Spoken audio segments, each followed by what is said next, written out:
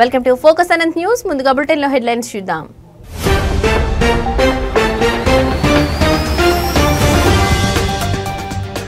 పెద్ద మొత్తంలో చెల్లింపులు చేసే వారికి గుడ్ న్యూస్. యూపీఐ లిమిట్ భారీగా పెంపు.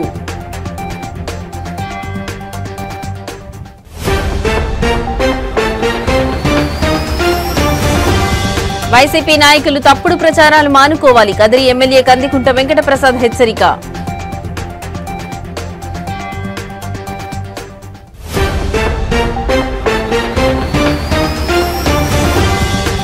యూరియా కోసం రోడ్డెక్కిన రైతులు. సత్యసాయి జిల్లా కలెక్టరేట్ ఎదుట అన్నదాతల ధర్నా.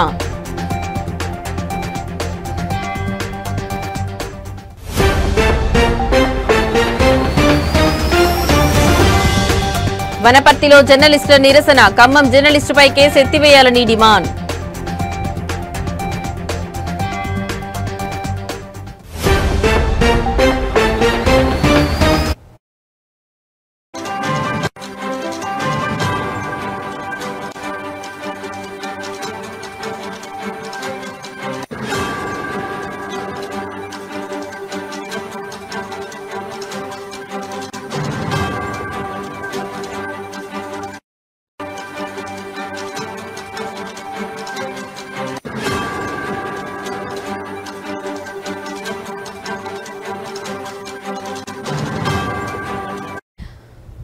రైట్, ఇక బ్రేకింగ్ న్యూస్ చూస్తున్నాం. యూపీఐ ద్వారా పెద్ద మొత్తంలో చెల్లింపులు చేసే వారికి శుభవార్త. తరచూ లావాదేవీల పరిమితి సమస్యను ఎదుర్కొనే వారికి national payments corporation of India ఊరట కల్పించింది.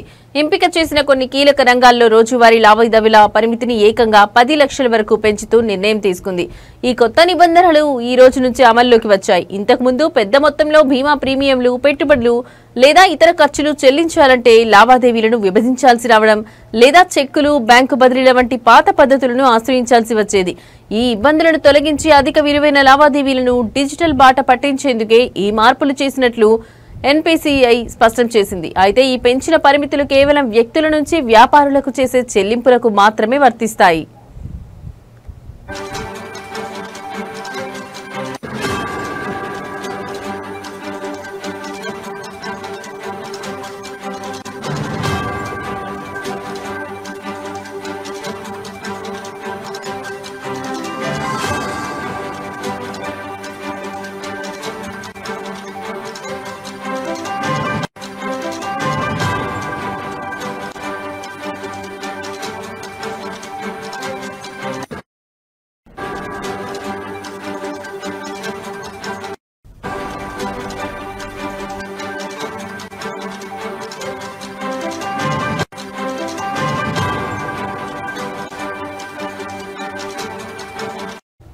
తాజా మార్పుల ప్రకారం క్యాపిటల్ మార్కెట్లు బీమా ప్రీమియంల చెల్లింపుల కోసం ఒక్కో లావాదేవీ పరిమితిని 2 లక్షల నుంచి 5 లక్షలకు పెంచారు. ఈ విభాగాల్లో ఒక రోజులో గరిష్టంగా 10 లక్షల వరకు చెల్లించవచ్చు. అలాగే రుణ వాయిదాలు, ప్రయాణ బుకింగ్లు, ప్రభుత్వ ఈ మార్కెట్ ప్లేస్ లావాదేవీల కోసం కూడా ఒక్కో లావాదేవీ పరిమితిని 5 లక్షలకు పెంచారు. క్రెడిట్ కార్డు బిల్లుల చెల్లింపులకు ఒక్కో లావాదేవీకి 5 లక్షల వరకు అవకాశం కల్పించగా రోజువారీ పరిమితిని 6 లక్షలుగా నిర్ణయించారు. నగల కొనుగోళ్లకు లావాదేవీ పరిమితిని 2 లక్షలకు, రోజువారీ పరిమితిని 6 లక్షలకు పెంచడం ద్వారా వినియోగదారులకు కొంత వెసులుబాటు కల్పించారు.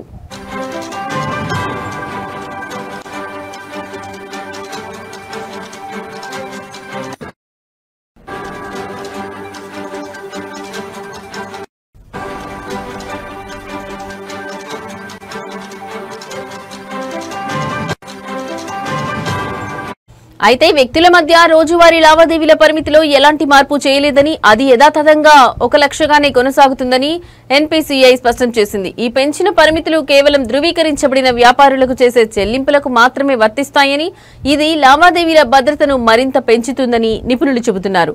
ఈ నిర్ణయాన్ని ఫిన్టెక్ సంస్థలు, పారిశ్రామిక వర్గాలు స్వాగతించాయి.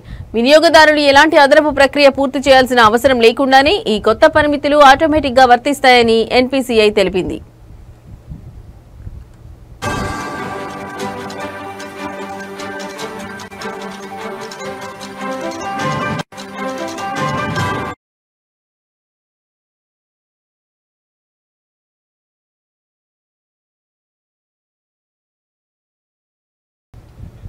నెల్లూరు జిల్లాకు మొదటి మహిళా సూపరింటెండెంట్ ఆఫ్ పోలీస్ గా అజితా వెజన్లా బాధ్యతలు స్వీకరించారు. గంజాయి రహిత జిల్లాగా నెల్లూరుని మార్చడమే తన ప్రధాన లక్ష్యమని ఈ సందర్భంగా ఆమె తెలిపారు. తెనాలికి చెందిన అజితా వెజన్లా తల్లిదండ్రులు హైదరాబాద్ లో ఉద్యోగస్తులు కావడంతో ఆమె ప్రాథమిక విద్య అక్కడే సాగింది. నెల్లూరులో ఇంటర్ చదివిన అనంతరం చెన్నై ఐఐటీలో మెకానికల్ ఇంజనీరింగ్ పూర్తి చేశారు.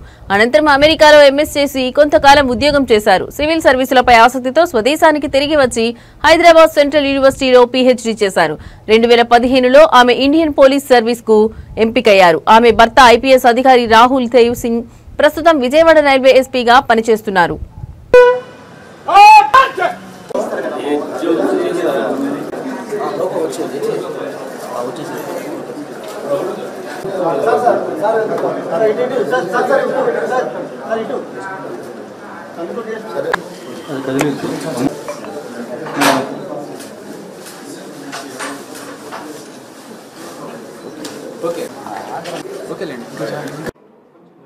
ఇక్కడ సమావేశమైన మన మీడియా మిత్రులందరికీ అభివందనలు.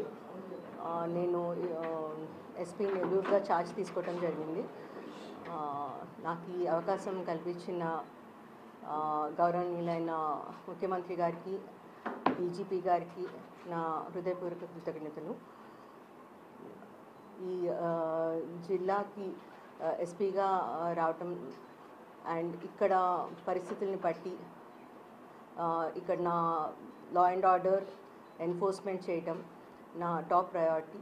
సో దాని ప్రకారంగా అందరి కోఆపరేషన్తో ముందుకెళ్దామనేసి ఆశిస్తున్నాను.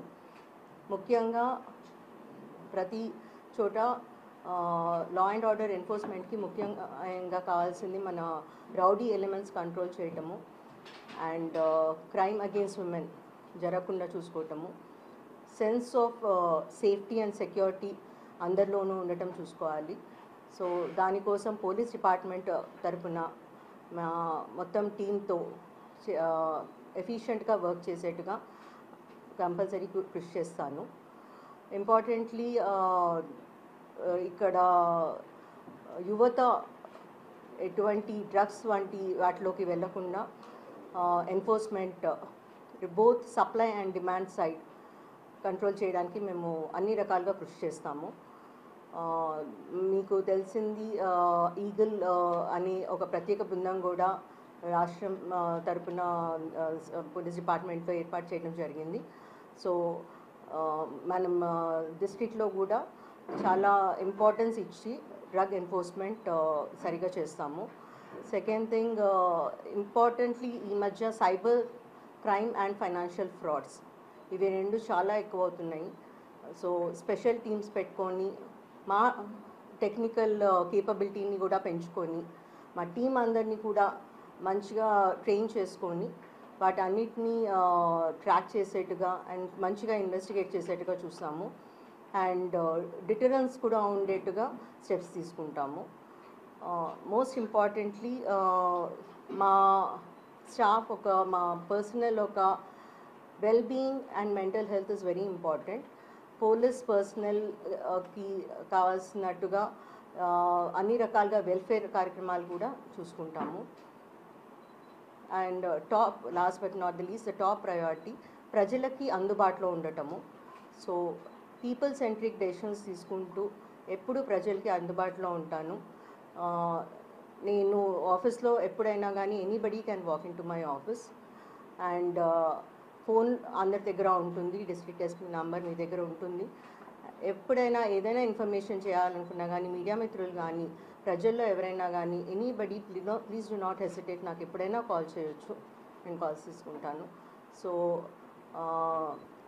అండ్ ఎనానిమిటీ కూడా ఉంటుంది. సో మీరు ప్రజలకి మన సొసైటీలో మనం లా అండ్ ఆర్డర్ ఎన్ఫోర్స్మెంట్కి అన్ని రకాలుగా కృషి చేస్తున్నానని నేను అనిపిస్తున్నాను. Thank you. Overall it's a very good district అండి.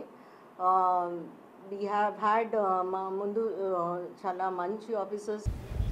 చిత్తూరు జిల్లా స్వయంభూ శ్రీ వరసిద్ధి వినాయక స్వామి వారి దేవస్థానం కాణిపాకంలో జరుగుతున్న వార్షిక బ్రహ్మోత్సవాలలో భాగంగా 19వ రోజు రాత్రి కామధేను వాహన సేవ వైభవంగా జరిగింది. ఈ కార్యక్రమంలో సిద్ధి బుద్ధి సమేత శ్రీ వరసిద్ధి వినాయక స్వామి వారు కామధేను వాహనంపై కొలువై కాణిపాకం పురవీధుల్లో గ్రామోత్సవంలో పాల్గొన్నారు. స్వామివారిని దర్శించుకోవడానికి భక్తులు పెద్ద సంఖ్యలో తరలివచ్చారు. ఈ కార్యక్రమంలో దేవస్థానం కార్యనిర్వహణాధికారి పెంచల కిషోర్, ఆలయ అధికారులు, కామధేను వాహన ఉభయదారులు మరియు ఇతర భక్తులు పాల్గొన్నారు. స్వామివారికి ప్రత్యేక పూజలు, హారతులు నిర్వహించారు.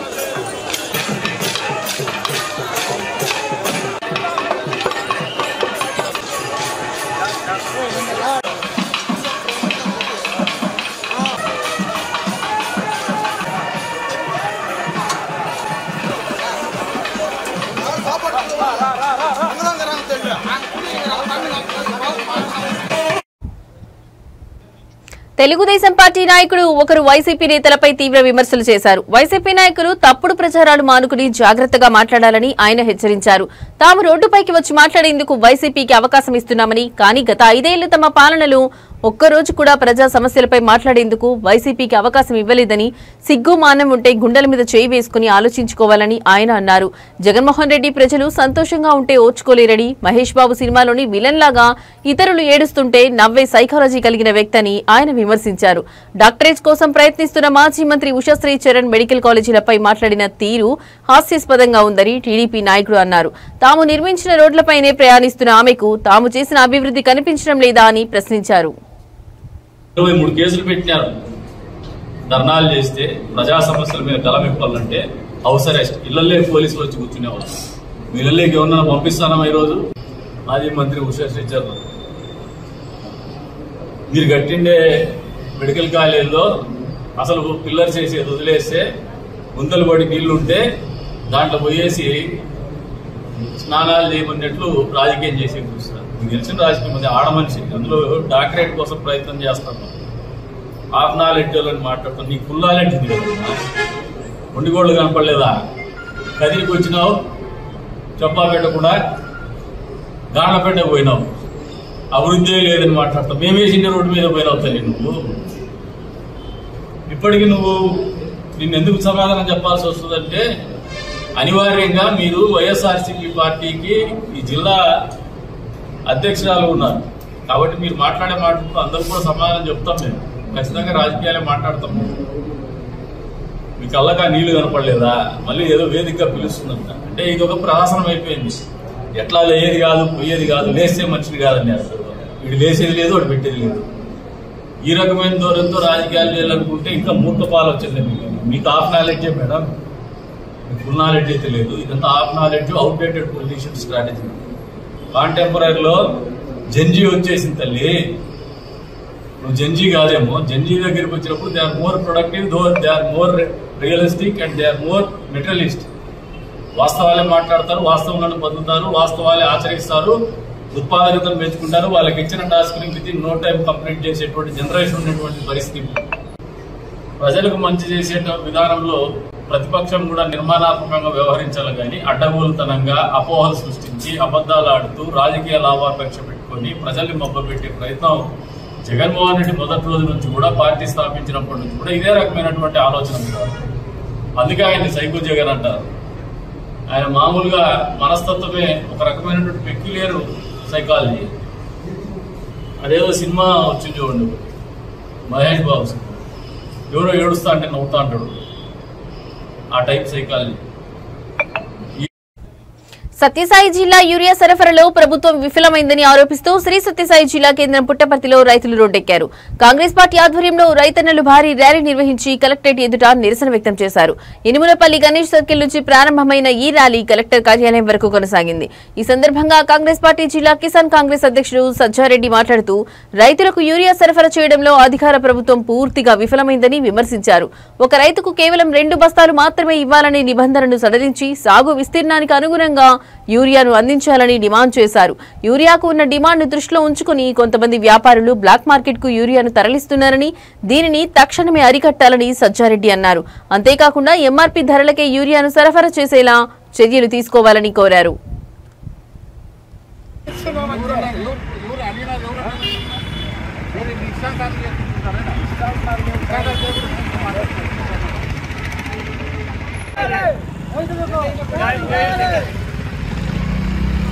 రైతుల సమస్యలను రైతులకు నష్టపరిహారాన్ని రైతులకు నష్టపరిహారాన్ని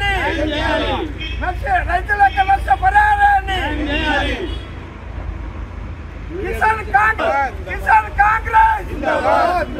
కాంగ్రెస్ రాహుల్ గాంధీ షర్మిలా రెడ్డి రాహుల్ గాంధీ ప్రియాంక గాంధీ ఎరువుల పంపిణీ కార్యక్రమంలో కొంత జాప్యము అవకతవకలు జరుగుతుంది కాబట్టి మేము రైతుల తరఫున కాంగ్రెస్ డిస్ట్రిక్ట్ చైర్మన్ సజ్జారెడ్డిగా నేను ఇక్కడ రైతులకు వాళ్ళ భూములు ఎవరైతే పంటలో అధికంగా పెట్టింటారో వాళ్ళ యొక్క భూముల పరిమితిని బట్టి ఆధార్ కార్డు ఒకే వ్యక్తికి ఒకే మూట ఇస్తూ ఉన్నారు.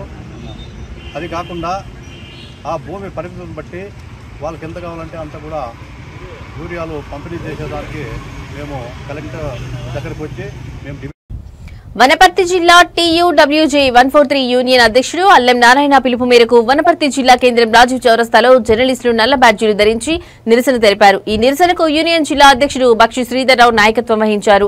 యూరియా కొరతపై వార్త రాసినందుకు Khammam T news bureau chief సాంబశివరావుపై పెట్టిన అక్రమ కేసులు వెంటనే ఎత్తివేయాలని వారు డిమాండ్ చేశారు.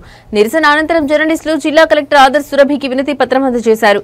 యూనియన్ జిల్లా అధ్యక్షుడు బక్షి శ్రీధర్రావు మాట్లాడుతూ రైతుల యూరియా కొరత సమస్యపై వార్త రాసినందుకు సాంబశివరావుపై పోలీసులు కుట్రపూరితంగా నాన్ బెయిలబుల్ కేసు నమోదు చేయడాన్ని తమ సంఘం తీవ్రంగా ఖండిస్తుందని చెప్పారు. జర్నలిస్టుల స్వేచ్ఛను అణచివేసే ఈ చర్యను ప్రభుత్వం వెంటనే ఉపసంహరించుకోవాలని ఆయన డిమాండ్ చేశారు.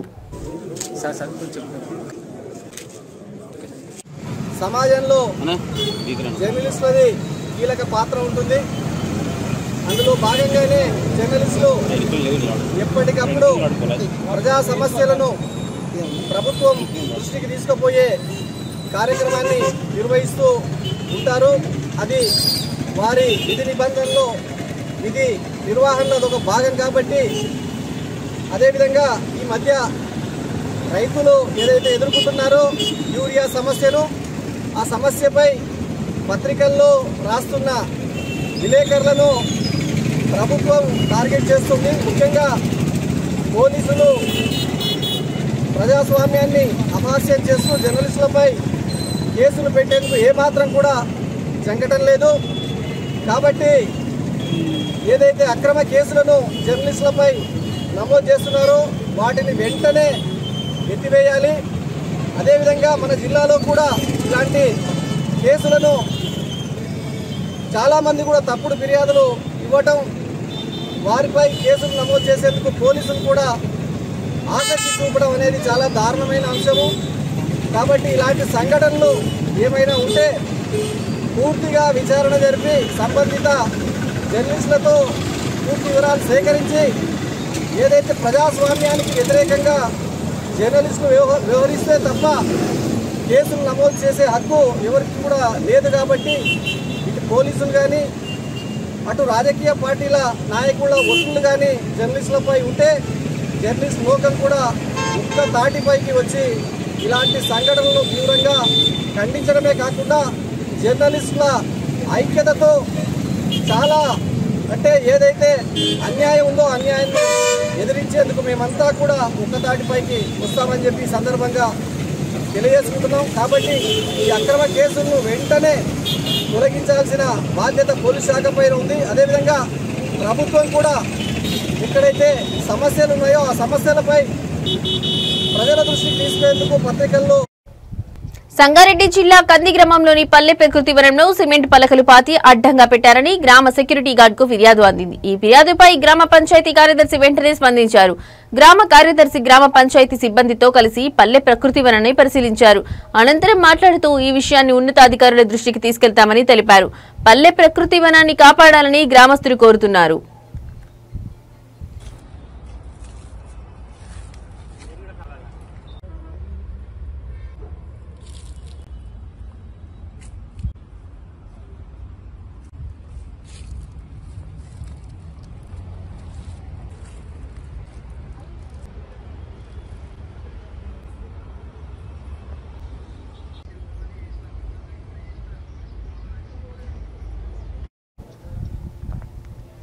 ముందుగా మన దేశ ఆర్థిక వ్యవస్థను మరింత పారదర్శకంగా సమగ్రంగా మార్చేందుకు కేంద్ర ప్రభుత్వం తీసుకువచ్చిన జీఎస్టీ వస్తు సేవల పన్నుపై అవగాహన కల్పించడానికి ఈ సదస్సు జరపడం ఆనందంగా ఉందని బీజేపీ ఎంపీ రఘునందన్ రావు తెలిపారు.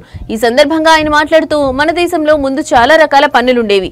Excise, VAT, sales tax, service tax ఇవన్నీ వ్యాపారవేత్తలకు గందరగోళం, రెట్టింపు పన్ను భారాన్ని కలిగించేవని, ఇవన్నీ తొలగించి ఒక దేశం ఒక పన్ను ఒక మార్కెట్ అనే లక్ష్యంతో జీఎస్టీ ప్రవేశపెట్టబడిందని అన్నారు. పారదర్శకత పన్నులు ఎక్కడి నుంచి వస్తున్నాయి, ఎక్కడ ఖర్చవుతున్నాయన్నది స్పష్టంగా తెలుస్తుందని అన్నారు. మన చిన్న వ్యాపారులు భయపడాల్సిన అవసరం లేదు. జీఎస్టీలో కాంపోజిషన్ స్కీమ్ ద్వారా టర్నోవర్ తక్కువ ఉన్న వారికి సులభమైన విధానాలు, తక్కువ పన్ను రేట్లు అమలు చేస్తున్నారు. ఇది వ్యాపార అభివృద్ధికి తోడ్పడుతుందని అన్నారు. దీపావళి పండుగని రెండోసారి ఇప్పటికే ప్రజలకు అందించినటువంటి ప్రభుత్వం నరేంద్ర మోడీ గారి ప్రభుత్వం. రాజకీయాలకు కాకుండా పేద ప్రజల అభ్యున్నతి లక్ష్యంగా నరేంద్ర మోడీ గారి నాయకత్వంలో భారత ప్రభుత్వం ఎల్లప్పుడూ పేద ప్రజల కోసం, పేద ప్రజల సంక్షేమం కోసం పనిచేస్తుంది. దాంట్లో భాగంగా మొట్టమొదటిసారిగా నరేంద్ర మోడీ గారి నాయకత్వంలో ఈసారి బడ్జెట్ ప్రవేశపెట్టినప్పుడు చాలా మంది అనుకుంటారు కాంగ్రెస్ చాలా గొప్పగా చేస్తుంటే మన్మోహన్ సింగ్ ఉండదు, ఇట్లయింది అట్లయింది అని అనుకుంటారు.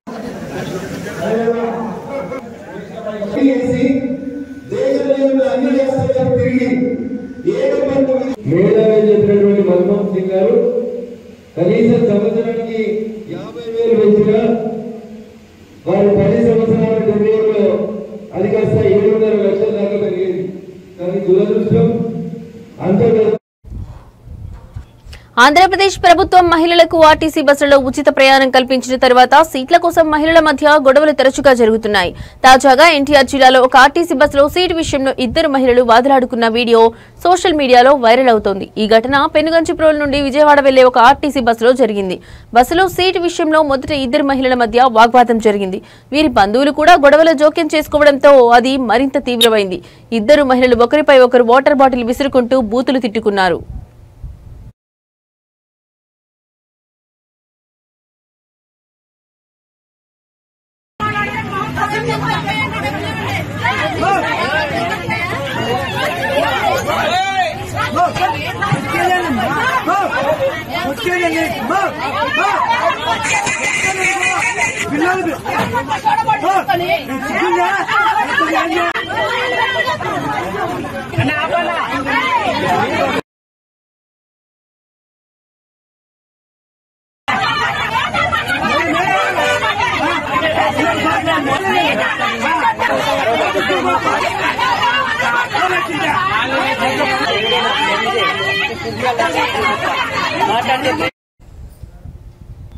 పల్నాడు జిల్లా చిలుకలూరుపేటలోని వివేకానంద కాంప్లెక్స్ లో సెప్టెంబర్ 13న నిర్వహించిన కార్యక్రమంలో ఖమ్మంలోని నేచర్ యానిమల్ కేర్ సెంటర్ కు చెందిన శ్రీమతి పద్మా యాదవ్ కు ఉత్తమ జాతీయ శ్రీ సాయి ప్రజాసేవ రత్న పురస్కారం 2025 అందజేశారు.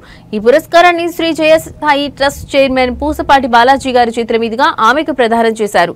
ఈ సందర్భంగా పద్మా యాదవ్ మాట్లాడుతూ జాతీయ స్థాయి పురస్కారం లభించినందుకు సంతోషంగా ఉందని తెలిపారు. గతంలో తనకు ఎన్నో అవార్డులు వచ్చాయని, అయితే ఈ రోజు అందుకున్న అవార్డుకు ఒక ప్రత్యేకత ఉందని ఆమె అన్నారు. భగవంతుని ఆశీస్సులతో మరింత ముందుకు వెళ్లాలని కోరుకుంటున్నానని తెలిపారు. జంతు సంరక్షణలో ఆమె చేసిన కృషికి గుర్తింపుగా ఈ పురస్కారం లభించింది.